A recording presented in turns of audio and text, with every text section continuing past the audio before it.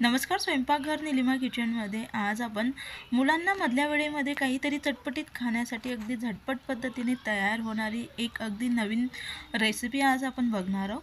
त्यासाठी इथे बरोबर 1 वाटीवर मी 4 ते 5 तास भिजून घेतलेले हरभरे म्हणजे काळे चणे घेतले. इथे आपण रात्रभर भिजून घेतलेले हरभऱ्यांचा वापर केला तरी काय हरकत नाही. जर आपल्याला अगदी अचानक ठरलं बनवायचं तर गरम पाण्यामध्ये 3 ते 4 तास आपण भिजून घेतले तरी काही हरकत नाही. तर इथे आपले भिजून घेतलेले हरभरे घेतले. त्यानंतर काय करणार आहोत, डायरेक्टली पाण्यामध्ये यांना शिजवता सर्वप्रथम काय करणार आहोत, आपण एका कढईमध्ये पाणी घ्यायचं.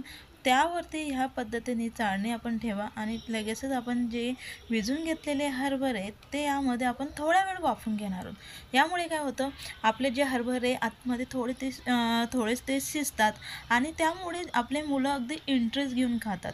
डायरेक्टली आपण कच्च्या अशा भिजवलेल्या हरभऱ्यांचा देखील वापर केला ह्या रेसिपीला तरी काही हरकत नाही. पण त्या पद्धतीने जर केलं ना, ते थोडेसे उग्र वास येतो आणि त्यामुळे आपले मुलं खायला कंटाळा करतात. म्हणून आज आपण ह्या पद्धतीने आज ही रेसिपी बनवत आहोत. त्यासाठी इथे मी जाळीवरती म्हणजे चाळणीवरती हरभरे टाकले. त्यावरती झाकण ठेवून फक्त 2 ते 3 मिनटं आपल्याला छान गरम वाफ फिरून घ्यायची. तर ह्या पद्धतीने मी हरभरे हे छान वाफून घेतले. अगदी जास्त वेळ देखील आपल्याला वाफून ओव्हर कुक करून घ्यायचं नाही. डायरेक्टली पाण्यामध्ये देखील यांना शिजून घ्यायचं नाही. त्यामुळे काय होतं, आतमध्ये जास्ती मॉइश्चर म्हणजे ओलं राहतं हरभरे आणि त्यामुळे आपला जो पदार्थ आहे तो क्रिस्पी न होता मऊ होतो. म्हणून ह्या पद्धतीने आपण त्यांना वाफवून घेतले. वाफवून घेतलेले हरभरे लगेचच आपण एका भांड्यामध्ये आता काढून घेऊया. तर आता आपले हे हरभरे आपण काढून घेतले. हलकेसे आता आपल्या यांना गार करून घ्यायचे. ह्या पद्धतीने थोडंसं त्यांना व्यवस्थित आपण पसरून घेऊया, जेणेकरून लवकर आपले हरभरे हे गार होतील. जे काही पाणी दिसते ते त्याचं चाललं जाईल.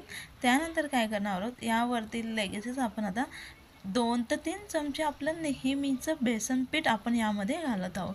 यांना फक्त छान असं कोटिंग व्हायला पाहिजे इथपर्यंतच आपल्याला याचं जे डाळीचं पिठाचं आहे त्याचा वापर करायचा आहे. म्हणून इथं फक्त मध्यम आकाराचे 2.5 चमचेभर मी इथे डाळीचं पीठ वापरलं आहे.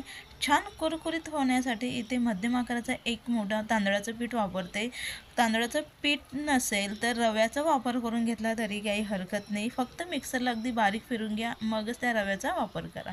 त्यानंतर अगदी छान चटपटीत चव येण्यासाठी यामध्ये आपण काही मसाले घालत आहोत. सर्वप्रथम लाल तिखट, आपल्याला कितपत तिखट हवे त्यानुसार भाजून घेतलेलं जिरेपूड, चवीनुसार काळं मीठ घातले, नसेल तर आपलं रेग्युलर मीठ घातलं तरी काही हरकत नाही.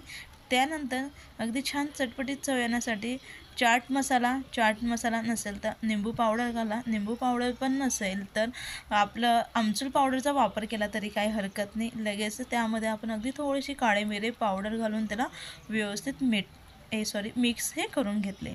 तर एवढे जे मसाले आपण टाकले होते ते छान व्यवस्थित मिक्स करून घेतले. त्यानंतर काय करायचं, अगदी अचानक जास्ती पाणी न घालता अगदी थोडं पाण्याचा सबका देत आपल्याला हे कणिक जे बॅटर आहे ते तयार करून घ्यायचं. अगदी आपल्याला पातळ हे बॅटर तयार करून घ्यायचं नाही. फक्त जे काही आपण पीठ हे घातलं आहे ते आपल्या हरभऱ्यांना चण्यांना ते कोटिंग झालं पाहिजे इथपर्यंतच आपल्याला हे कणिक हे मळवून घ्यायचं आहे. म्हणून अगदी थोडं पाणी घालत आपल्याला छान याचं बॅटर तयार करून घ्यायचं आहे. आपण विचार केला तर डाळीचं पीठ आपण यामध्ये घातलं आहे. डाळीचं पिठाला अगदी कमी पाणी हे लागतं. म्हणून अगदी थोडं ह्या पद्धतीने आपण हे मिश्रण हे तयार करून घ्या. मिश्रण तयार करून झाल्यानंतर साईडला लगेच मी गॅसवरती कढईमध्ये तेल हे गरम करून घेतलं आहे.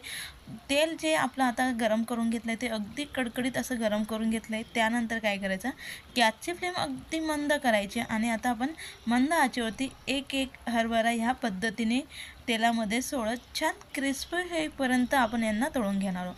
आपण यांना 10 ते 15 दिवस स्टोअर करून घेऊ शकतो. अगदी परफेक्ट जर आपली रेसिपी बनवली तर अजिबात हे मऊ वगैरे पडत नाही. अगदी छान 8 ते 10 दिवस हे अगदी हवाबंद बरणीमध्ये जर ठेवलं तर अगदी क्रिस्पी असे ते राहतात. फक्त तळताना एक काळजी घ्या, अगदी मंद आचेवरती यांना तळा, म्हणजे आतपर्यंत आपले हरभरे छान तळले जातात आणि त्यामुळे ते कुरकुरीत होतात आणि आपली जी रेसिपी आहे आता मसालेदार चणे ते अगदी छान ते तयार होतात. म्हणून आताची जी पुढची प्रोसेस आहे ती मंद आचेवर करून घ्या. छान क्रिस्पी होईपर्यंत आता यांना तळून घेऊया।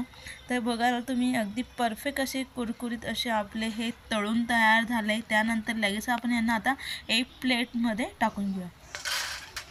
तर आवाज तुम्ही बघाल अगदी छान खणखणीत असा त्यांचा येतोय, म्हणजे अगदी परफेक्ट असे आपले हरभरे हे तळून तयार झाले। त्याच पद्धतीने दुसरे देखील आपण तळून घेतले। संपूर्ण आपले आता चणे हे तळून तयार झाले, अगदी छान मसालेदार। आता आपल्याला थोडे तेलकट वाटत आहे, पण थोडं गार झाल्यानंतर अजिबात हे तेलकट वगैरे दिसत नाही किंवा तेल देखील हे पीत नाही। अगदी छान चटपटीत मसालेदार असे आपले चणे हे तयार झाले। मधल्या वेळेमध्ये अगदी चटपटीत खाण्यासाठी अगदी छान असे मसालेदार आपले चणे हे तयार आहे। रेसिपी आवडली असेल तर नक्की लाईक करा, शेअर करा, कमेंट्स करा, चॅनलला सबस्क्राईब करायला विसरू नका।